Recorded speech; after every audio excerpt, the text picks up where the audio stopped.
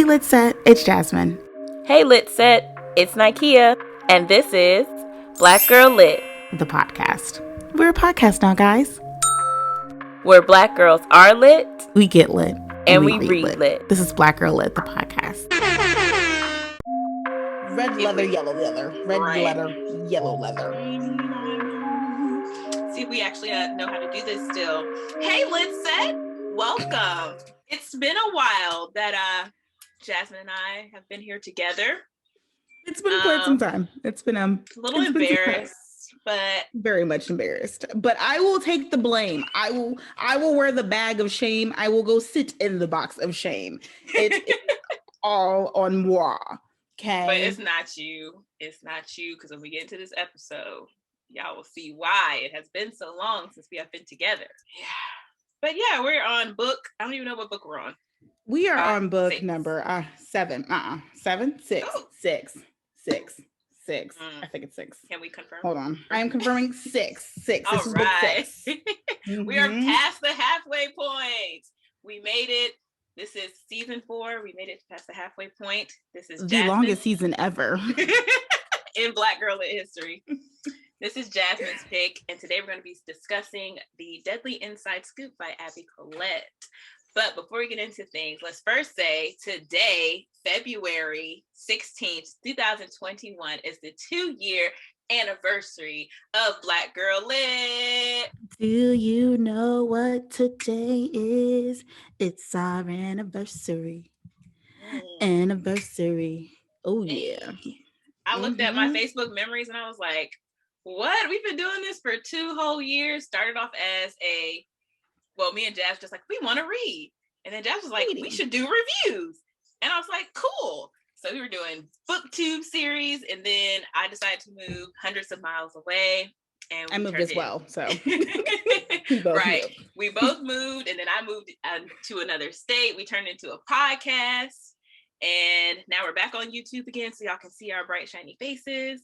We survived a pandemic. People have gotten married, engaged, about to get married, so just a lot of things have transpired. In the 2 years. Yes, a lot of things, people out here buying houses and stuff. Right. I mean, look at Black Girl Lit. That's why we ain't been here, because life has been happening. Life. Okay, real grown up, a life. All good things. All the things. All good things. Yes, but I'm so excited.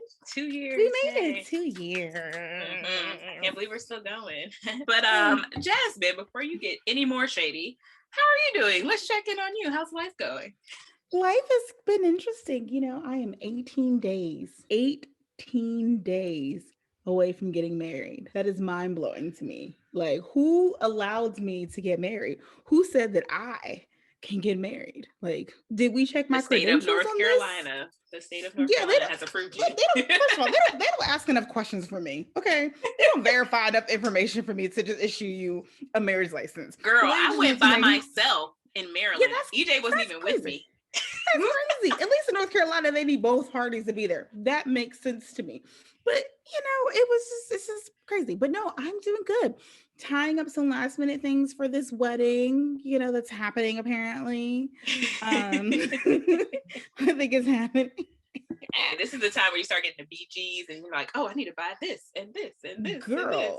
All the money comes out. All the money. Luckily, majority of the money has already come out. The last remaining thing that we have to pay for is the caterer, but we couldn't pay the caterer until we knew exactly how many people were coming. So that makes sense to me. But and we've gotten that down half price thanks to people not coming. So shout out to you folks deciding not to come. Yes. Thank you for the non-RSVP. Thank you. No, not even just the non-RSVP. Actually, there was only 6 people who did not RSVP. So that's not even that many. We had some decline, some true out decline. So I appreciate you folks saying you can't come because you saved me $4,000. So thank you. I love a decline. I love a decline. But other than that, sis also started a new job since the last time we recorded. Sis started new jobs. Sis don't keep a job. Okay. I'm like, what's her name? Rochelle. I don't need this. My man works 2 jobs and then I just leave. Right. Except my man does not work 2 jobs. He works 1 job very consistently, but he does a really good job at that. But that's it, just God choked. just getting ready for a wedding, just working. And I also have decided that, I was trying to do a diet. Like I'm kind of on a diet to fit in my dress, but I had my final fitting and that thing zips up perfectly. And I was like, you just can't gain or lose anything. I also need to maintain. We just go maintain. And I can do that. I can handle it. I've been maintaining for however long now. So, but how you doing, boo? I'm doing good. Last week I had a little, like, I don't know what to call it, like a little moment of like depression tried to set in, but I was like, not gonna happen. Because I've just been, this month, my new year really didn't start till February. Like January was a trial just to see how things were going. But February, I've really been like putting stuff in my planner, getting stuff done and setting goals and actually doing them, like reading my Bible, praying every morning. So that's what I've been doing and just trying to like maintain my sanity and stay busy and keep a schedule, but not be too regimented. So I have days where I don't have my alarm go off and stuff like that. So just trying to find a good balance of life for me at home. And my husband and I are moving to Charlotte, North Carolina, and we are buying a house. We out DB. We did our bid and we didn't snitch. We got our pre-approval. Don't want to give y'all too much because that's going to be on my YouTube channel. Stay on the lookout for house hunting content. But content. But that's what we're doing. And I'm also, getting ready for the wedding. Being a bridesmaid ain't no hoe. It's real. You don't just get to show up and be cute. So, look, again, I feel like I need to defend myself. I just told these hoes to just show up and be cute. Okay. I put a whole PowerPoint telling these hoes all I need y'all to do is just show up and be cute. So any work has been put onto themselves. Okay? But if you are a real true friend, okay. If you are a real true friend, you're gonna put in some work. Not to say it's anything negative, but you just can't be like, not talk to the bride until the day of the wedding. No, I will say I have amazing bridesmaids. We have been through some shit. Okay, during this wedding planning process because I decided that I wanted to get married during a damn pandemic. So we thought it would be like over or less by now, honestly. So we really did. Last year, because it's almost been a whole year since I got engaged. Last year when I got engaged and was picking dates, I thought that this thing was gonna be going, but it ain't. So here we are. But no, my bridesmaids have been fantastic. Kia has been the creative director on a lot of the events and things. I know it's you, boo. I know that you are the creative director behind it. I see it. It's beautiful. I love it. Yeah, I want, when I get married again, I need your bridesmaids. I'm like, these women are amazing. Like but here's the cool thing, they're your friends now. Right. I'm just like, I should have had bridesmaids, but then it probably wouldn't have turned out this way because I would have had to pick like random people. But anywho, would have been there. They're amazing. I would have been there. I was there. You were there. Yeah, you did your thing. But these women are amazing. We're having a good time. I'm excited for the wedding day. It's going to be amazing. I'm excited. I know this is not what we're just about, but I'm excited about the sleepover because I have things for you guys. I have little trinkets or whatever and gifts and things that I'm just excited to give you. So yeah. I like gifts. I gotta give gifts to show my appreciation for the hard work and putting up with me and all of my craziness. My craziness being that I do not ask people for help. So there. But any hoosers, this is not what you guys came here for. Yeah. You guys came here to hear us talk about a deadly inside scoop and our thoughts and feelings about that. So I guess we'll start with Kia talking about the author, Miss Abbey Collette. Yes. That's her name? That's her name, right? That's her name? Okay. Here's a little bit about Abbey.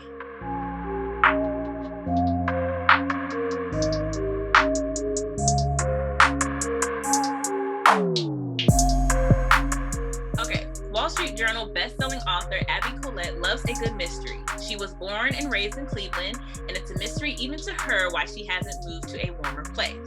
Along with the Ice Cream Parlor Mysteries, she's the author of the Logan Dickerson Mysteries, the Southern Cozy Mystery series featuring a second-generation archaeologist and a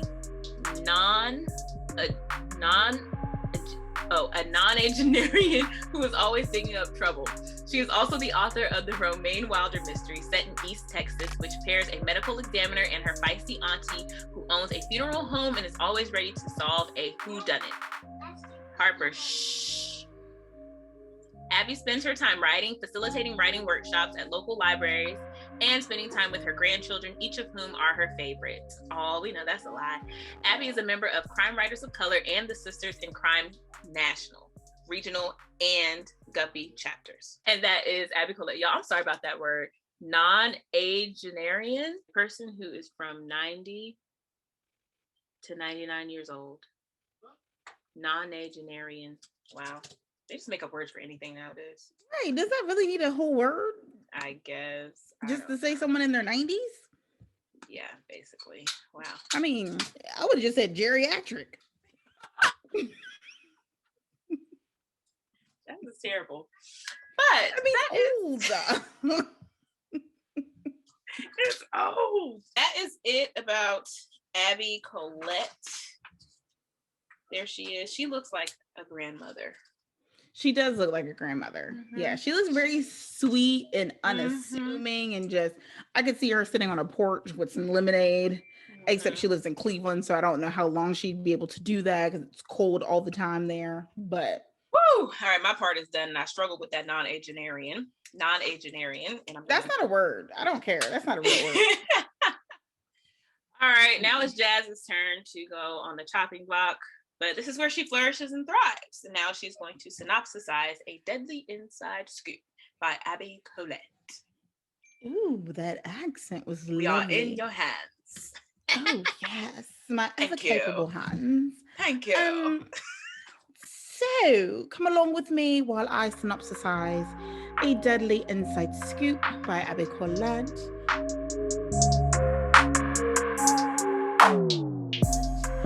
There's absolutely no reason for me to be speaking in an English accent since this book does not take place in England or the United Kingdom. It actually takes place in Chagrin Falls, Ohio. I think it's how you pronounce it. Chagrin. There we go. Chagrin Falls. Chagrin Falls, Ohio, which is outside of Cleveland, which now makes sense now that I know that Abby's from Cleveland. Okay, so the story is about Bronwyn, which I have thoughts about her name. I don't like it, but whatever. It's about Bronwyn Cruz, which also, why could her last name just be spelled like normal Cruz? Why did it have these extra letters? But again, not the point. It's about Bronwyn Cruz, whose family has owned Cruz Creamery, which is the local ice cream shop. So she decides to reopen it after her grandmother passed, and then her aunt took over. Her aunt took over and kind of turned it into I don't know. She had poker machines in there. It had fish and stuff in there. It was a mishmash, a hodgepodge of things. So Bronwyn, also known as Wynn, takes over the creamery again, decides to reopen it after she returns home from New York and has her degree and all this other stuff. So she wants to open up the creamery again. Cool. Go ahead, sis. We love to see Black female business owners. Okay. You better thrive and succeed, sis. But then one day, actually reopening day, Bronwyn stumbles over what? A dead body. And so she's like, oh no, it's a dead body. Somebody done died. So then Bronwyn was like, ooh, dad, that man dead. He done died dead. He done died dead. But then, so she was like, okay, as Kiki Papa would say, sorry to this man. I'm sorry you dead. But then, come to find out, the law, the 12, 5-0 pigs, whatever you want to call them, they start coming at Bronwyn's daddy. It was like, hey, Mr. Cruz, we think you're the murderer. And Bronwyn was like, not my daddy. My father would never. So Bronwyn and her bestie / employee decided they're going to solve this mystery and figure out who actually killed old dead buddy behind the ice cream shop. So they go on this mystery solving mission to figure out who killed the dead buddy behind the ice cream shop. And that is the very high level view of A Deadly Inside Scoop. Buddy died behind the ice cream shop. Ice cream shop owner decides, I want to solve this mystery. And there you have it. That's literally all that happens. Literally. Yeah. Jazz, that was like hilarious. That was the most comical synopsis you have given so far. I thoroughly enjoyed it. Thank you. I feel like I had to bring some heat, you know, because it's been a while. It's been a while. Okay. I gotta give the people what they need. Okay. Right. We are going to get into our next segment, which is our initial reactions.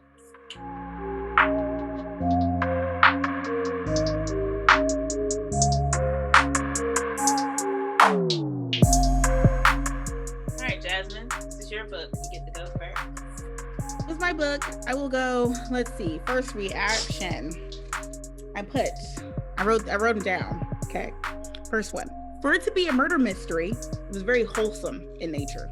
Like, I don't think there were any curse words.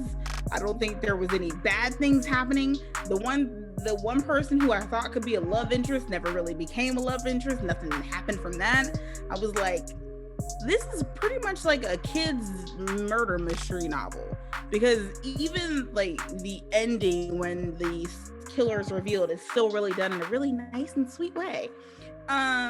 It was extremely drawn out. Like, I kind of forgot that it was a murder mystery. I thought this novel was mainly about ice cream and different flavors of ice cream and how to make ice cream, because it talked way more about ice cream than it did murder and mystery and figuring that out. There was a lot of unnecessary background detail, backstory, explanations of things. Like, there's things I just didn't care about. Like, I appreciate there's some backstories that's definitely necessary when you're coming into the middle of a story, but the levels to which we got were not needed. Sis, you could have pulled back. And then also, when she seems to be a very intelligent woman. She has her MBA, I think. She had this big job in New York. She comes home. So it was really baffling to me that she was basically looking at Maisie as this subject expert in crime solving, where all Maisie had done was watch a few episodes of Law and Order, and now Maisie is an expert in solving crimes. And I was like really confused as to, like, sis, you have a whole several degrees, and you looking at Maisie, who no knock to her, you know, occupation, but she was a waitress, worked at an ice cream shop, and watched some, you know, a few, you know, true crime documentaries. And now you go into her, asking her for what your next step should be on how to solve this mystery and this murder. And I'm like, what? And then also Maisie's ideas, like her first suggestion of who the murderer was purely off of her own personal hate for this person, not any actual evidence or anything. Like, right. It was really mind-boggling to me. Yeah. But I will say, from like a grammar perspective and just actually how the book was written, like the word composition was good. It was written well in that sense. Was it written well from a story perspective? I don't know. But the way that sis put words together and made sentences, that was good. Okay, she knew how to form a sentence, and I appreciated that, because I have read books where people did not form their sentences properly. Abby, she formed her sentences really well. Also, full disclosure, I had to pull the Nikeas trick and get the audiobook towards the end because this was taking forever. I would like to say that the narrator for the audiobook did exceptionally well.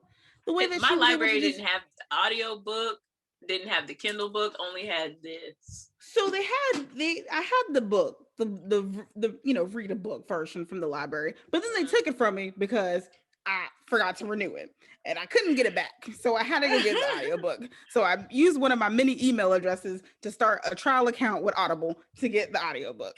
So because I got so many email addresses out there. Life hack. Life hack. Okay. What are your reactions, Nikeas? I was writing them down as also I should know that I read Nikeas review on Goodreads about this book, so I know this is gonna be good. Jazz, don't read my review. Y'all know it's real. I had to put the glasses on. Okay. Bronwyn, to me, is naive and ignorant. Ooh, she about to read this bitch. And then I'm like, why is the cat roaming freely around a fast food establishment? Are we not Black people? I thought Black people didn't do that. Bruh, in the state of North Carolina, you can't even run a home bakery if you have a pet. Not that the pet could be in like the space where you're cooking, if you have a pet at all. So the fact that she got this cat freely roaming this ice cream shop, I don't want ice cream. I don't want cat hair in my ice cream. In Cats on the cover. my ghoulberry flavor ice cream. I don't want Felice's hair in it. Absolutely not. Disgusting. Oh, and then I wrote a question like, why is Wynn in denial about a crime taking place? Because when she found the body, she thought he had just fell down and died. And she was like, no, nobody got murdered. Ma'am, as Jazz said, she has 2 degrees. Why are you acting like this? She has no common sense. None whatsoever. I had a suspicion that Dr. Cruz was somehow involved with the dead guy. And now he's lying to the police, which we'll get into that. But also with that storyline, it was never really explained where he was. No. So I mean, Dr. Cruz is sus. I wrote, this book is low-key, high-key, boring, and slow. I'm halfway through. I wanted to make sure that I took notes of where I was when I wrote that. And then, let's see. I said, this book is annoying. Like, her parents legit told her that they didn't tell her stuff because she's a woman. I'm like, really? In 2020? This book came out last year, right? Yeah. This is, Abby, this is what we're writing. I know you are, of an older generation. To let her parents say that, I know she's like the youngest, but it was just, no ma'am. Raya is not a well-developed character. She's introduced briefly as a friend and pops up towards the end when and then Wynn has spent the majority of her time with Maisie, and I was so confused when she showed up again. I was like, who is she? Who is Raya? Like, I didn't know who she was. And then she just randomly beats up a guy. Okay. And she's a whole doctor, ma'am. I said this book is so chaotic and it's getting on my nerves. And then again about, because this is the section where like Raya showed up again. And then after that, I stopped writing reactions. But then I put, how does Raya show up and just about ruin the investigation? I'm highly annoyed. I'm like, girl, you are one of the smartest people, the most agreed people in this group, and you're acting like a whole ass. Like, you are showing your whole behind out here. I just, in terms of Dr. Cruz, let me touch on that. My assumption, since no one clarified for me, is that he was having an affair. This man is having a whole affair. That was my thought. That's what I thought was going to happen. It will, was going to be the discovery of where he was. He was out here in his Tim boots and his sweats because he had just left his mistress's house. Okay, that's the male thought uniform, right? Sweatpants. He had on some gray sweats and some Tims. Oh, he was with his mistress. Okay. Period. And then also her mom, she mentioned her mom likes to go park and just sit in parking lots. Like, what? There's nothing that comes of that. What was this detail for? What is happening with your family dynamic? Because clearly something's not right. Yeah. And then the best friend, Rhea, whatever her name is. I thought initially that was going to be the friend that she was going to be doing these mystery solvings with. Because I also think that's what it said in the description of the book, like the synopsis on the back of the book. I feel like her name is mentioned, but let me read. Yes, please confirm. But yeah, I didn't understand. But like, again, Maisie, of all the people, Maisie. Not Raya's not back Maisie. Here. Okay, then I made that up. Maybe I saw on Goodreads. Maybe it's not. I think maybe I saw a more detailed synopsis online somewhere. I'm just disappointed in the progression of the book. Like, I agree with what Jazz said about how everything was just drawn out and it was more focused on the ice cream and the parlor. And if that's what the book was going to be about, let it be about that. But it was trying to bring in this mystery element with it. And I'm like, can we get a good Black mystery? Please? Right. That's all I want. That's all I want is a good Black mystery. I think, and obviously you can tell from our reactions how we probably feel about this book, but I really feel that this book could have been a good book if the story was about Bronwyn trying to run this business, but also maybe working on her love life or dealing with family dynamics or whatever, because she was dealing with these things like the family dynamics and stuff. It could have been a novel based just on that. It would have been fine. But to throw this element and tell me that it's supposed to be a murder mystery, and I'm like, where is the murder mystery? Right. Is very upsetting to me. I was led astray. I was bamboozled, and that's how I feel about it. Or even if like the murder mystery like got in the way of her business, like it never conflicted, like business kept going smoothly, like there were no issues. Like if it had been something to that effect, or if she had gotten in trouble with the police for what she was doing, just some type of issue that she had to overcome, she really just didn't have to overcome anything. It was just super easy. Right. Because I think it all stemmed because, you know, the police were looking at her father, but they never did anything like to really substantiate or say that they were coming after her father. This was just all assumptions, and she just decided to go solve the mystery, which is fine. Again, but let that be the focus. Let that be the leading point. It was not. Yeah. And I'm disappointed. Yes. Now, we're done with our reactions, and we're going to get into our next segment, which is major scenes and topics.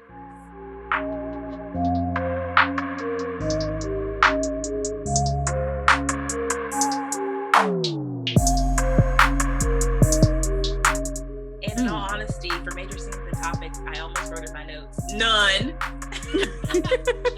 So I only have 2 scenes and 2 topics, and these are topics that I literally pulled out of my ass. So I have no topics, and I have some scenes. Okay, see, you got scenes. All right, cool. We're working together.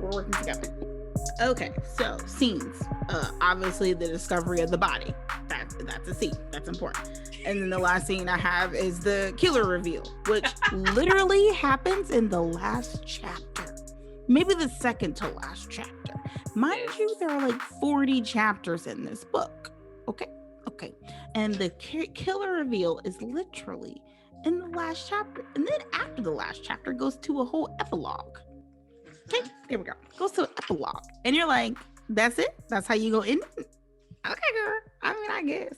Anywho, so the killer reveal is an important scene. Topics, I have family relationships, because I feel like she spends a lot of time with her parents and her pop and this whole thing and all whatever.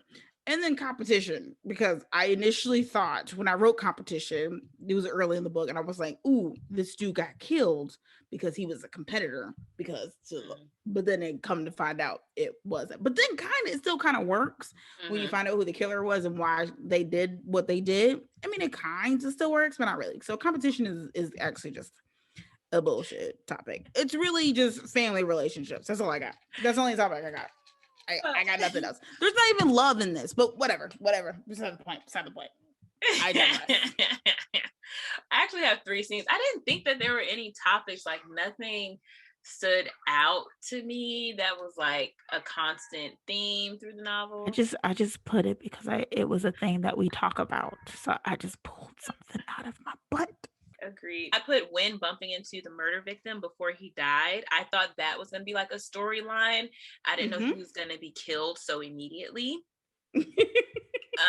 I wish that would have been drawn out a little more, like maybe him and Pop got in a fight, or him and Dad, and then that would have been a more plausible reason for her dad to be a murder suspect because of all the dirt that he did to the family. Right. And then when letting her grandfather in on the murder investigation, because that's when things start to fall into place, because her and Maisie are just absolute trash investigators. They're trash. They don't put Garbage. 2 and 2 together. Wynn doesn't take control of the situation. Maisie's framing the entire investigation on the person that she wants to be the suspect. That's how the entire investigation goes. It's not like, let's find out who truly did it. No, Maisie's like, I have a suspect. I need to find evidence to prove that I am right. That's all she wants to do. All she wants to do. And also, side note, the way that he was described is he was a snack. So I was like, Maisie, why you hated on him? Because he sounds gorgeous. Like Middle Eastern Poppy is what he was giving. Yes. I was like, okay. Those vibes. I feel like. I mean, it's just, if I was single, I'd be interested. You know what I'm saying? Technically, you still are for the next 19 days. And then when getting locked in the stairwell with the murderer, that was intense. Like, I was like, ooh, it's getting good. And then it ended. So, and then it went over. I was like, this could be a good moment. This could be a good moment. And then it, okay. Yeah, it was a little lackluster, but that's all my major scenes. And I explained some of the stuff that happened in between where I wish the book would have went, but it didn't go there. I just feel like this could have gone a lot of different directions. It could have gone a lot of different ways. Could have been a lot of different things. And it was none of those things. I was hoping that maybe Bronwyn and O would get together. I was like, oh, I like this. This could get a little dirty, this little... I was like, sex for Jazz. It's always a sex for me. I was like, oh, this could get interesting. Oh. And then I also thought, okay, maybe Ari. I was like, ooh, Ari, yes, maybe. Especially the way she described him. I was like, okay, fuck, we gonna get over Ari. And none of that happened. And then I thought, okay, well, maybe, Dad is out here doing some things. No, that didn't happen. It's like all the different paths that the story could have taken to bring some excitement to the story, it did not take.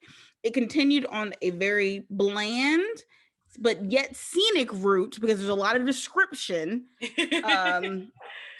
and to get to his destination. And I was like, I need twists and turns, and there were none of them. Now, granted, the actual killer reveal, that's not who I was expecting to be the killer. Granted, not at all. But then also, they weren't a character that was really talked about at all. So I would not have thought it was going to be them because they were never really mentioned. There were no crumbs for the reader. No crumbs. If you want to read this book, because I like whodunits and like watching whodunit movies because I like to watch the film for at least for movies and kind of figure it out for myself using whatever kind of things the movie is showing me to kind of figure it out and kind of guess. But for this, I was set up to fail because there was literally no crumbs, no evidence. And I think that's just because Maisie and Bronwyn just did a really crappy job of being investigators. So I understand why Maisie thought she would be good at this. But also, Maisie, you have to come in here with no preconceived notions. And you did not do that. You came in just immediately being mad at someone. And I think now that I know, you're just mad because he ain't want you. That's what it was. So that's my synopsis. We're going to go to the next segment, y'all.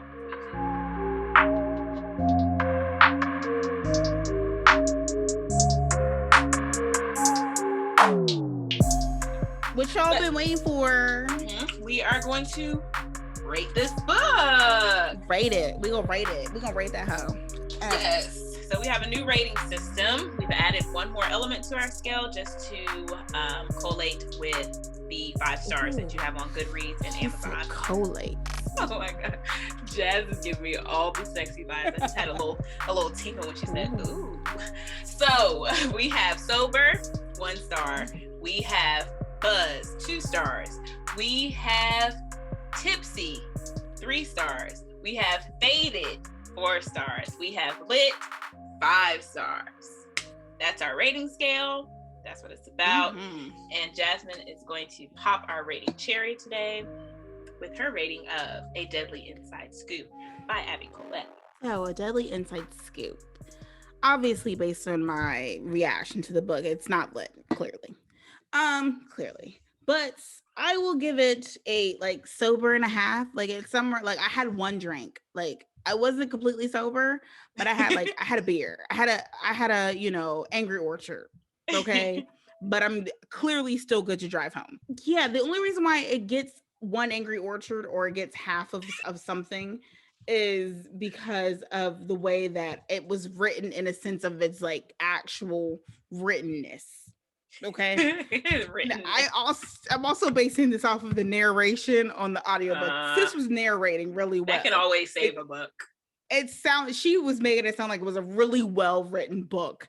And I appreciate that. Now, the reason why it doesn't get any more than that is because it was not. Now, granted, this is the second murder mystery novel that we've read, and it's also the second one that did not do well with us. I just feel like it just wasn't good. And when you look at this book in comparison to a book that we both read, which was, is it A Perfect Wife? Is that the book? Wife Stalker. wife stalker. When you think of it like a wife stalker and you compare those two, which the wife stalker wasn't a murder mystery, it was more of like a psychological thriller, but that one had you on the edge of your seat trying to figure out what was going on. And then the plot twist at the end was just like, whoa, buddy. And this is not what I had here.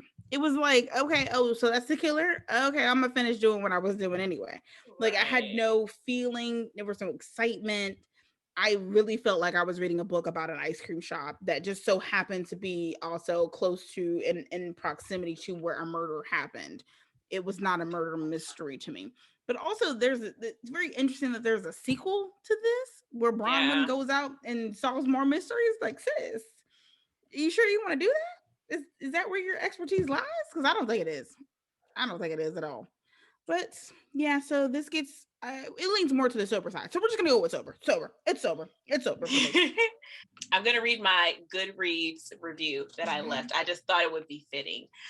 Here we go. Y'all see how long it took me to read this book. It has never taken me this long to read a book. Like, wow, every time I picked it up, I would fall asleep. But I pushed through so that we could do the review for our podcast. But honey, so first, I was excited to read a mystery novel written by a Black woman featuring a Black lead.